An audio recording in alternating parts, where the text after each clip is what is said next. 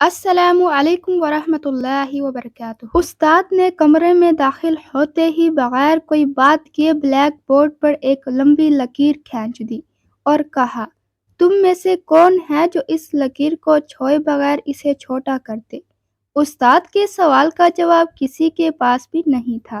سوال ہی ایسا تھا، ساری کلاس سوچ میں پڑ گئی، کیوں نہ کہ استاد نے ایک ناممکن بات کہہ دی تھی۔ کلاس کے سب سے ذہین طالب علم نے کھڑے ہو کر کہا کہ جناب، یہ ناممکن ہے۔ لکیر کو چھوٹا کرنے کے لیے اسے مٹانا پڑے گا جو چھوئے بغیر ممکن نہیں ہو سکتا، اور آپ نے چھونے سے منع کیا ہے۔ باقی طلبہ نے بھی سر ہلا کے اس کی تائید کی۔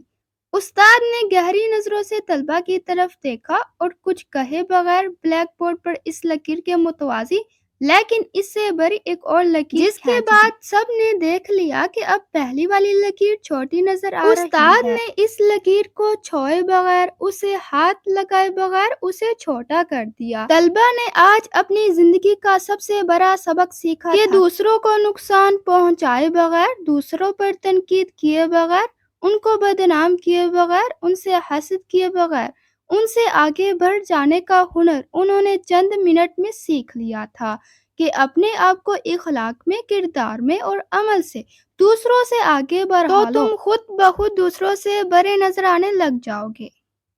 ویڈیو اچھی لگی ہو تو اسے دوسروں کے ساتھ شیئر کر دیں۔ مزید اچھی ویڈیوز کے لیے میرے چینل کو سبسکرائب کر دیں۔